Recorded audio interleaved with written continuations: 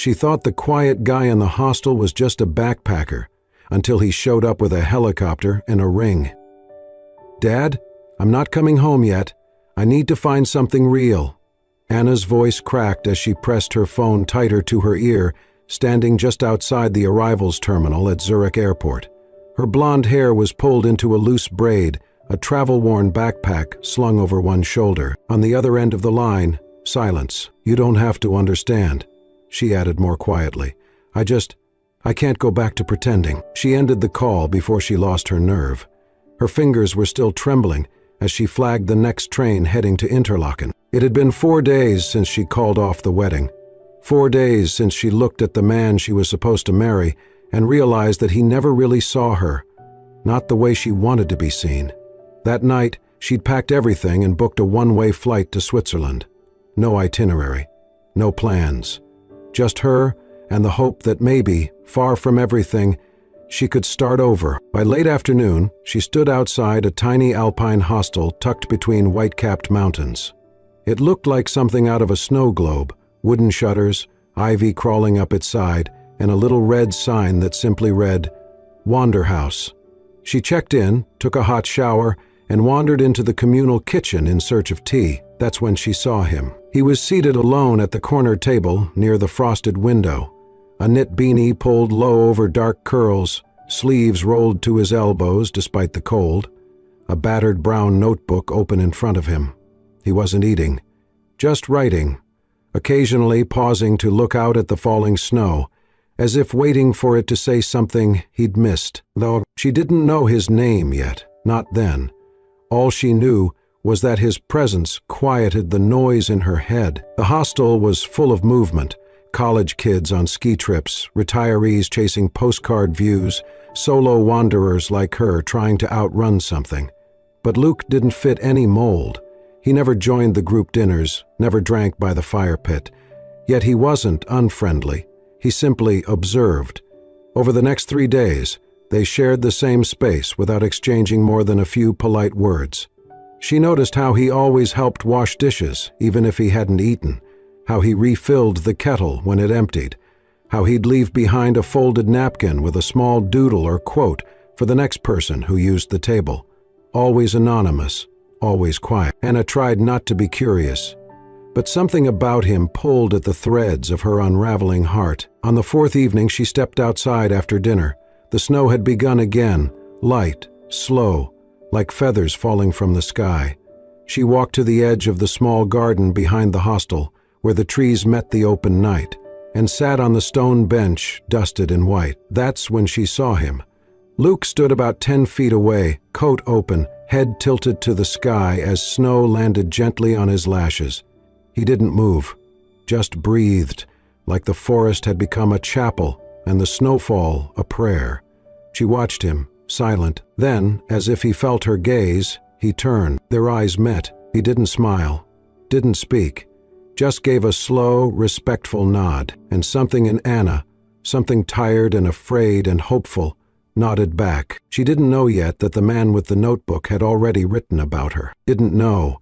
He saw how she tucked her hands into her sleeves when she was nervous, how she offered her seat to an elderly tourist in the lounge without a second thought, how her laugh, though rare, sounded like bells breaking winter silence. But in that moment, beneath the falling snow, without a single word, they saw something in each other, something real. Anna noticed it first in the little things. Every morning, Luke brewed coffee before most of the hostels stirred awake, filling the kitchen with the warm, earthy scent that seemed to wrap around the old wood beams like a comforting embrace.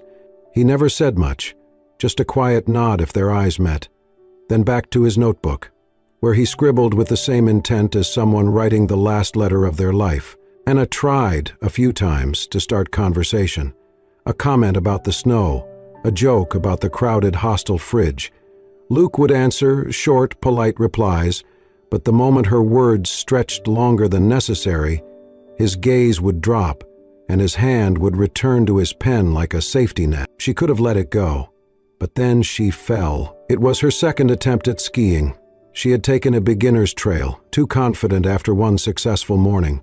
She hit a patch of ice, tumbled hard, and twisted her ankle just enough to leave her limping back to the hostel, pride bruised and skin scraped raw.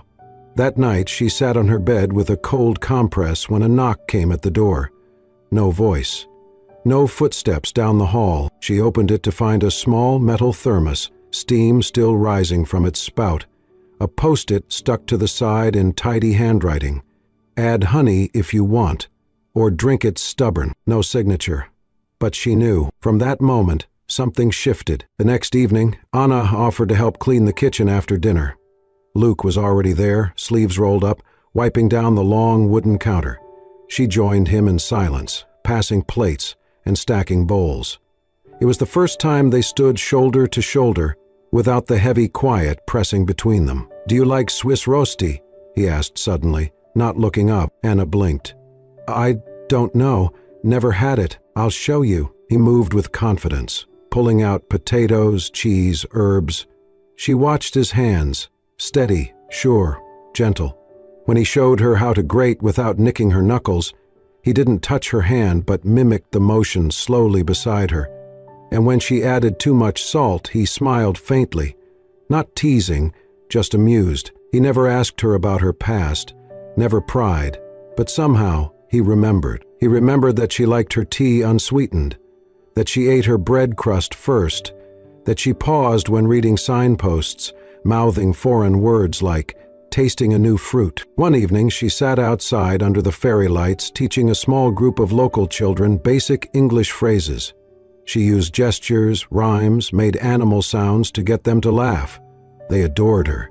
And when the last child was picked up, she leaned back, cheeks flushed, wind pulling loose strands from her braid. She turned to see Luke watching from the kitchen window, his expression softer than she had ever seen. He didn't wave, didn't move, but for the first time he smiled, truly smiled, and it hit her like the first warm breeze after a long winter. Later that night she found a plate waiting for her on the long kitchen table, a slice of warm apple tart. Next to it, folded neatly, was a square of paper torn from a notebook. In his careful script, it read, "You teach them like someone once taught you." Anna stared at it, her heart suddenly loud in her chest. This was not the message of a passing stranger. This was someone who saw her, not just the surface, but the roots she rarely let show. She picked up the note, her fingers trembling slightly, and for the first time in weeks, she didn't feel like she was drifting. She felt known. The hostel felt different that morning. The usual hum of backpackers making coffee and shuffling maps was quieter. The air had a strange stillness to it, like the world was holding its breath. Anna stepped into the kitchen, expecting to see Luke at his usual spot by the window, scribbling in that old notebook he never let out of his sight. But his chair was empty. His coffee mug, usually there beside him, had been washed and put away. She frowned, glanced around, then checked the front desk. No one had seen him leave. No bags were left behind, no note, just absence. Back in the kitchen, she noticed something on the table. A small, weathered notebook, the very one he always kept close, the edges soft from years of turning. She hesitated. It felt like crossing into someone else's thoughts, but something in her chest nudged her forward. Her fingers curled around the worn cover, and she slowly opened it. The first page was blank, the second too, but on the third page, her name. Not written directly, but she knew it was about her. The entry began. She walked into the hostel like she had just walked away from something that broke her. But she smiled at the snow, and that was enough for me to know she hadn't given up on beauty. Anna blinked, her heart kicking hard. She flipped to the next page. She hums when she washes dishes. Little melodies I do not recognize, but they stay in my head after she leaves. And then another. She talks to children like they are worth listening to. I do not remember anyone ever doing that for me. But she does it without trying. Page after page, Luke's voice filled the kitchen. Descriptions so detailed, so intimate, she felt like she was looking at herself through a mirror she had never seen before. Her laugh, her tea habits, the way she licked her thumb to turn pages. Tiny things. Things no one should have noticed, but he had. And then, near the end, written with a trembling hand, I thought love was something I had buried with her. But this girl, She made the silence inside me less terrifying. If I ever find the courage to love again, it would be her. Anna's breath caught. She closed the notebook, holding it to her chest. The kitchen was empty, cold, still smelling faintly of coffee and cinnamon from the night before, but now it felt hollow. She sat down in Luke's usual chair, the notebook still in her hands, and stared out the window. Snow was falling again, quiet, slow flakes that danced in the morning light. He was gone. No warning, no goodbye. Just pages full of everything he had not dared say aloud. She pressed her fingers against her lips, remembering the way he had handed her warm tea, the way his eyes had softened watching her teach, the way he had always stood close. Something inside her cracked, not with grief, but with a kind of yearning she had not expected. He had seen her, truly seen her, and now he was gone. She sat there long after the other travelers had come and gone, her thumb brushing over the edge of the last written page. The silence he left behind was louder than anything he had ever spoken. Anna left the hostel, with her backpack slung across one shoulder and the notebook clutched tightly in her hand. The pages felt heavier than paper should, like they carried the weight of something unspoken, something sacred. She did not know where she was going next. Interlaken had been meant to be a stopover, a pause in a long string of aimless wandering after the collapse of the life she thought she wanted. But now, it was more. It had become a place where something had stirred inside her, a place where her heart had cracked open, just enough to let the cold in, and something warm fight back. Every path she walked reminded her of him. The snowy hill where they once stood in silence, watching local children build snowmen, their laughter bouncing off the trees. He had not said a word that day, just stood beside her, offering the stillness of his presence as if that were enough. The tiny bakery tucked between the alleyways, where she once forgot her wallet and turned red with embarrassment, only to find, minutes later, the coffee already paid for. She had never seen him do it, but she knew it had been him. The lakeside bench where he sat in the mornings, notebook open, pen moving like the world was made of ink and memory. He never spoke unless spoken to, but she always felt seen, not watched, just noticed. Anna tried to shake the memories. She told herself it had been just a moment, just a passing connection between two people whose lives had briefly crossed in a snow-covered corner of the world. It meant nothing, but her heart knew better. Late one night, wrapped in a blanket and watching snow fall outside the train station, she gave in.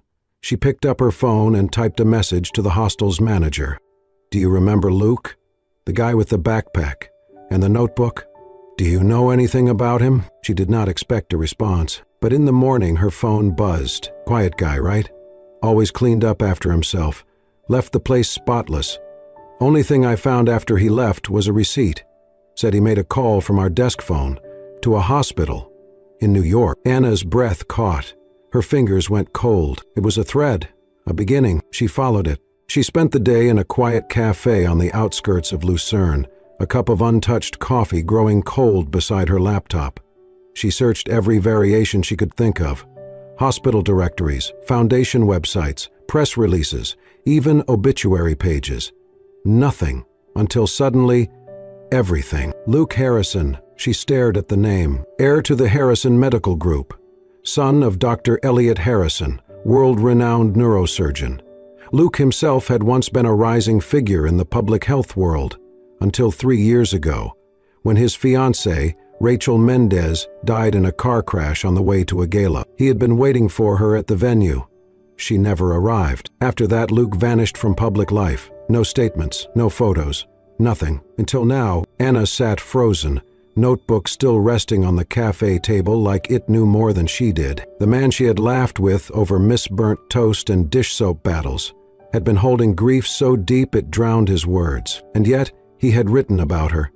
In that notebook, he had dared to capture her laugh, her stubbornness, her quiet acts of kindness to children who barely knew English. He had called her the first light he had seen in years. And then he had left, not out of cruelty, but fear, because he had loved before and lost, and somewhere between the snow and the silence, she had made him remember what it felt like to care again. Anna's hands trembled as she held the notebook. This was not just about romance. This was about trust, about healing, about two people who had run from pain and somehow collided into something fragile and rare. Luke had given her more than his words. He had given her a choice, and now it was her turn to choose whether she would let that gift slip through her fingers or chase down the man who had once believed in forever and was quietly asking if maybe, just maybe, it could still exist. The snow fell lightly that morning, just enough to kiss the tips of Anna's boots as she sat on a quiet hill outside the village. The air was still, the kind that held its breath before something changed. She had her notebook open in her lap, the one she had begun the day Luke disappeared. The pages were filling slowly, mostly with questions she had not found the courage to say aloud. Why did he leave? Why did he write about me? And why did it feel like he had taken something of mine with him?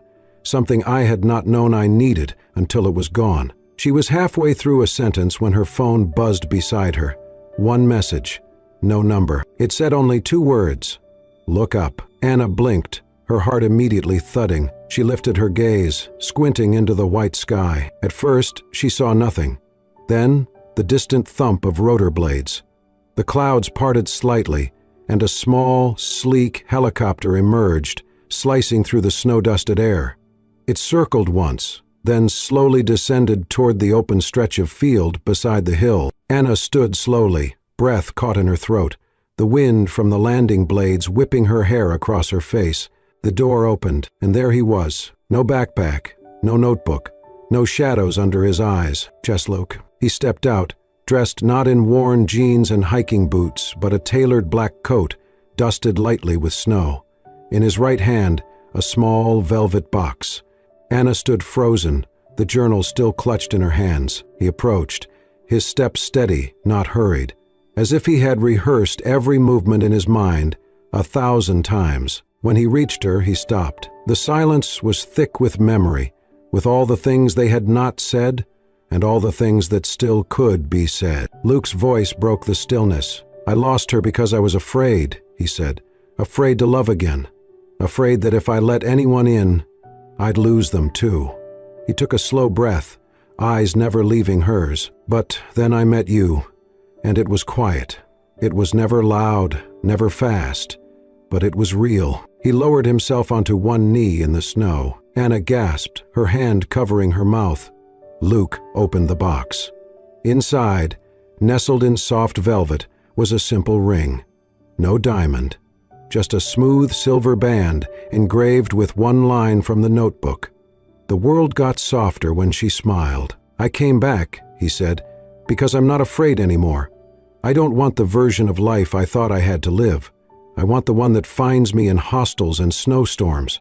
I want the one with you." He paused. "Will you let this be our real story?" Anna's eyes blurred with tears. She looked at him, not the heir to a medical empire, not the man who had once vanished, but the boy who had quietly watched her teach children, who had left hot tea by her door, who had seen her in a way no one else had. She knelt, too, and whispered, "I was waiting for you to come back. Not for the ring, just for you." Luke smiled, his eyes bright, his shoulders finally unburdened. They stood together in the snow, the box now closed between them, not as a promise of forever, but as a sign they were ready to begin. Not a new chapter, but the first one written with both their hands. 2 months later, the snow had melted just enough to reveal wildflowers scattered across the green hills. The sky above was clear and unbroken, a vast, crisp blue that seemed to stretch forever, framing the jagged ridges of the Swiss Alps like a silent cathedral. There was no golden aisle, no chandeliers, no champagne flutes, only the wind rustling through the pine trees and a quiet clearing high up the mountain where Anna and Luke stood, hand in hand. Anna wore no wedding dress, just a soft ivory sweater, a wool skirt that fluttered around her knees and hiking boots laced with silver ribbon that she had threaded herself that morning. Her golden hair was braided loosely, dotted with tiny white blossoms picked by the children she had once taught during her time in the village. There was no veil, no jewels, no bouquet to throw, but there was light in her eyes that no diamond could match. Luke stood beside her, not in a tuxedo but in well-worn boots and a navy blazer that fit him like memory. His white shirt was open at the collar, and around his neck, tied slightly crooked, was a tie given to him by one of the Hostel kids, blue and frayed at the edge. He wore it like a crown. The ceremony was as unpolished as it was perfect. There were no flower arrangements or calligraphy signs, only a circle of children holding daisies, a few friends from the hostel, and Mr. Klaus, the hostel manager, wiping his eyes behind a pair of old glasses.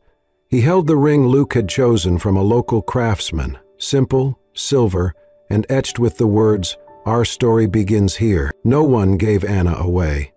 No one led her down an aisle, because she had walked herself through heartbreak and job loss, through canceled flights and hostel beds, through foreign towns and lonely mornings, and had arrived here entirely by her own will. The wind stilled as Luke turned to face her. He took her hands, his palms warm, rough from days of quiet effort. He glanced down, took a breath, and looked back into her eyes. "You reminded me that love doesn't always scream," he said, voice steady and low. "It doesn't have to knock down doors or show up with fireworks. Sometimes it just brings you tea without asking. Sometimes it listens, without needing to fix anything. Sometimes it writes about the way you smile when no one's looking. You showed me that love can whisper and still be louder than anything else." Anna's lips trembled with a smile. She squeezed his hands and answered, her voice soft but certain. "You didn't show up with a sword or promises. You didn't try to rescue me. You arrived in silence, with nothing but a notebook and a grief you couldn't name. And that was what saved me. You saw me before I remembered how to see myself. You believed in something again, when I had stopped believing in anything. You didn't just walk into my story, Luke. You wrote the chapter I didn't know I needed." The children rustled around them as the breeze picked up, like nature clapping in approval. Luke slid the ring onto her finger. No spotlight, no crowd holding its breath, just presence, just now. Anna took his hand and did the same. They kissed, and the sound of giggles rippled around them. Someone strummed a guitar, completely out of tune, and it was perfect. One little girl twirled in her two big boots, while another tried to balance a flower on her nose. Anna leaned into Luke as they sat on the edge of the hill after the ceremony, watching the sky darken to a lavender haze. Around them, wild daisies dotted the grass like stars that had fallen to earth. The children danced and sang songs in mixed languages, their laughter echoing off the slopes. There was no towering cake, no seating chart, no bouquet toss. Only this: two people who had wandered far and hurt deeply, sitting side by side with dirt on their boots and rings on their fingers. And it was more than enough. Anna rested her head on Luke's shoulder and whispered, "This is exactly what I never knew I wanted." Luke didn't answer. He just took her hand again and didn't let go. They never went back to the life they once knew. Anna and Luke never moved into a house with trimmed lawns and weekend grocery lists. They never signed up for gym memberships or argued over interior paint. Instead, they packed their lives into two worn backpacks and chose a rhythm that matched the pulse of their hearts. Unrushed, uncharted, undefined. Backpacking together became not just travel, but a way of being. Mornings began with lukewarm coffee at forgotten stations, steam rising like promises in the crisp air. They didn't know where they'd end up that evening, and they liked it that way. Some nights were spent in hammocks tied between palm trees, others in dusty village inns, where roosters served as alarm clocks and ceilings creaked with secrets. They followed kindness, not maps. In Portugal, they helped an old doctor who spoke more to his memories than to people. He missed his granddaughter and didn't know how to use email. Over flaky pastries, Luke helped him log into an account while Anna wrote the first message for him. "Hi, Emily, Grandpa here. I still remember how you laughed at clouds." He cried when he hit send. In a remote village in Georgia, they found a lost boy during a harvest celebration. His small hands trembled until Anna crouched beside him, gently asking his name. Luke spotted a woman in the distance, her eyes wild with fear.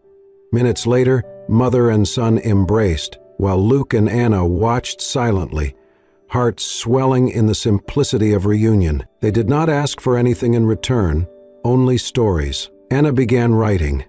At first it was in margins, scraps about the way Luke tilted his head when thinking, or the cadence of laughter they heard from strangers in markets. But on a quiet evening beneath the stars of a Turkish coastline, Luke handed her his old notebook, the one from Interlaken. The pages were weathered, ink smudged in places. She opened it, gently. At the very back he had written, "Finish what I started." So she did. She pieced together his words, added her own memories, gave shape to a love story that had not been planned, but had been deeply lived. She called the book The Boy with the Quiet Eyes, a tribute not just to Luke, but to every quiet love that saves without shouting. It was not written for fame, but stories, when real, find their way. The book traveled faster than they did through word of mouth, backpackers' exchanges, hostel shelves, and therapist waiting rooms. Readers said they saw themselves in those pages, that someone had finally written what love really felt like. When it hit bestseller lists, they were in Vietnam, sharing dumplings on a street corner. A stranger approached them, tears in her eyes, holding a worn copy of the book. She said nothing, just smiled. That was enough. That night, as rain danced lightly on the tin roof above them, Luke reached into his pack. He handed Anna a new notebook, leather-bound, still pristine. "No words yet?" she asked. Luke shook his head. "Your turn to write us." Anna cradled it in her hands, heart thudding. Around her was a world she hadn't planned, a man who had once written about her when she didn't believe in love, and the quiet certainty that this life, unscripted, tender, wild, was her real story. She opened to the first page and began. "This is not a story about finding a person. This is a story about becoming one, and choosing to walk with someone who doesn't lead or follow, but stays beside you when the road disappears." 1 year later, the mountains of Interlaken looked exactly the same. Snow-kissed peaks, the chill of wind sweeping through valleys, and the quiet rhythm of hostel life rolling on. But Anna and Luke were no longer the same people who had once passed through these doors, carrying old wounds and silent hearts. The wooden sign of the hostel creaked in the breeze as they stepped inside, backpacks worn but eyes bright. The lobby still smelled of pine and cinnamon, and the same creaky floorboard near the reception still complained under weight. But something had changed, something gentle and glowing, like the way a place welcomes back those who once called it home. In the common kitchen, the tables were familiar, the mugs mismatched, just like before. A young woman with auburn hair sat curled up in the corner seat, Anna's old favorite spot. She had tear-streaked cheeks and a wrinkled photo of a man clutched in her hand. She did not look up when they entered. Anna paused for a moment, watching the girl.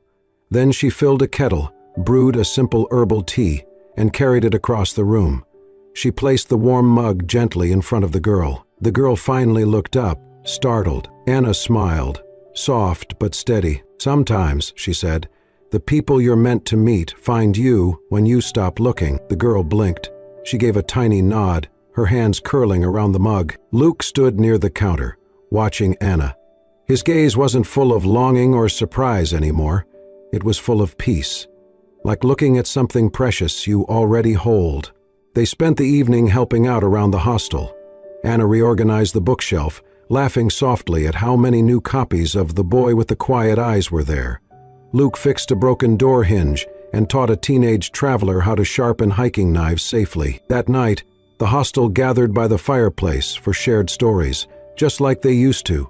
Travelers spoke in half-broken English, and laughter crossed language barriers. Anna sat beside Luke on the rug, her head leaning on his shoulder, her hand in his. Toward the end of the evening, the hostel owner, now gray-haired and always smiling, stood and gestured toward the far wall. "Before anyone leaves," she said warmly, "you should see something we've added." Everyone turned. There, framed in dark cedar, hung an old notebook. The leather was worn, the corners frayed.